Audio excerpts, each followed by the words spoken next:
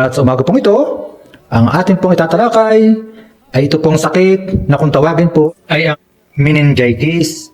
At ayon po sa mga eksperto, nagkakaroon ng sakit na meningitis dahil may nakakarating na virus o bakterya sa utak o spinal cord. At bukod po dito, ayon po sa kanila na sa mga mikrobyong ito, maaari ring maging sanhi ng meningitis ay ang mga fungi at mga parasitiko.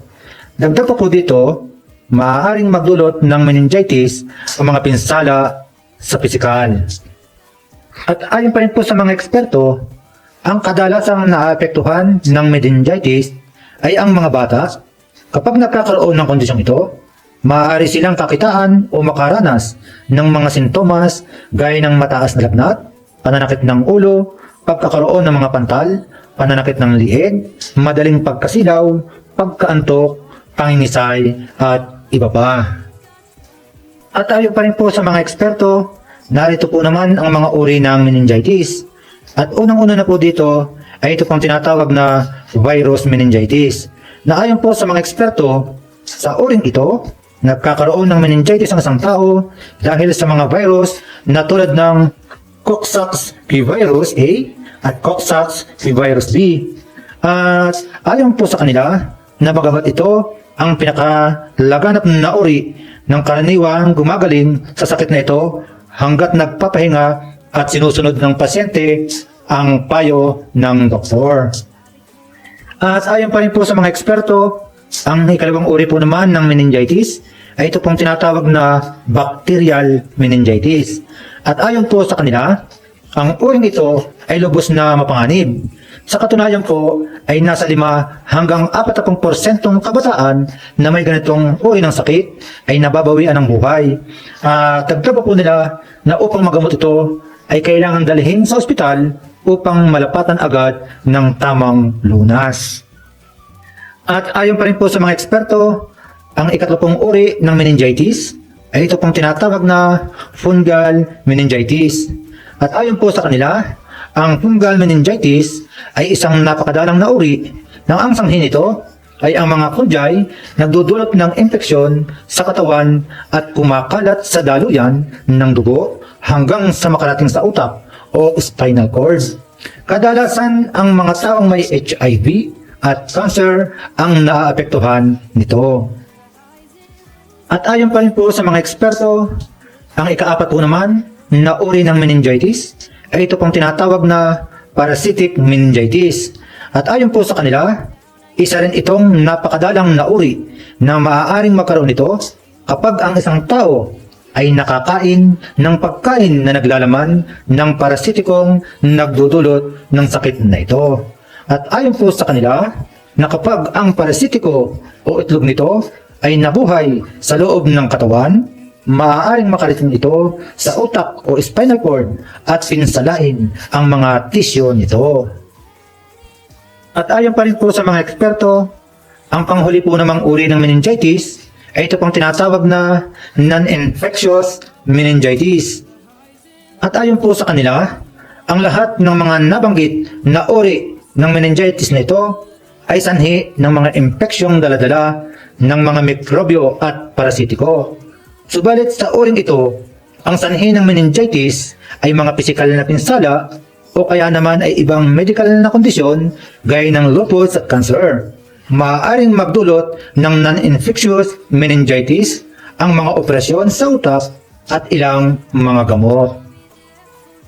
At ayon pa rin po sa mga eksperto, narito po naman ang mga halamang gamot na siya pong gagamitin ng pasyente kung siya nga po ay mayroon pong sakit na meningitis.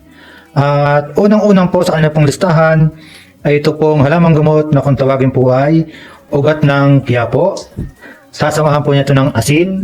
Sasamahan din po ito ng suka. At ayon po sa kanila na kapag po nasubo po ang sinaing, kumuha po ng kaunting namumutok na bigas, didikdikin ang ugat ng quiapo at ito po ay ihahalo sa suka, asin at ang namumutok na bigas.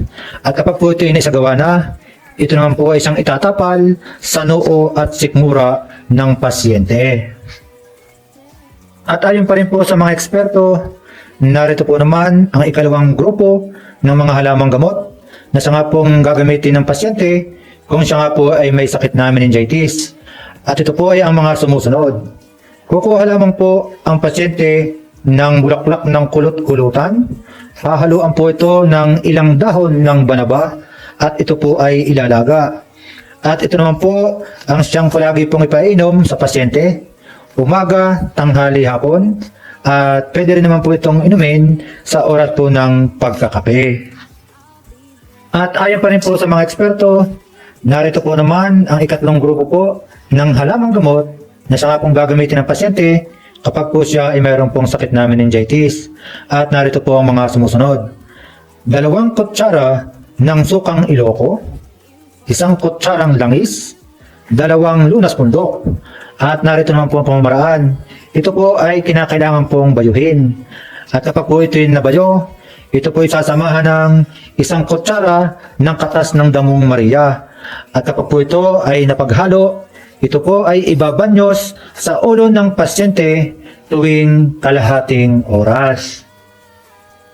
At ayon pa rin po sa mga eksperto, narito po naman ang ika-4 na grupo ng halamang gamot na siya nga pong gagamitin ng pasyente kapag po siya ay may sakit po na meningitis. Ito po yung mga sumusunod. 1 o 2 kutsarang sukang Iloko, 1 o 2 kutsarang katas ng dabong Maria. Ito po ay paghahaluin.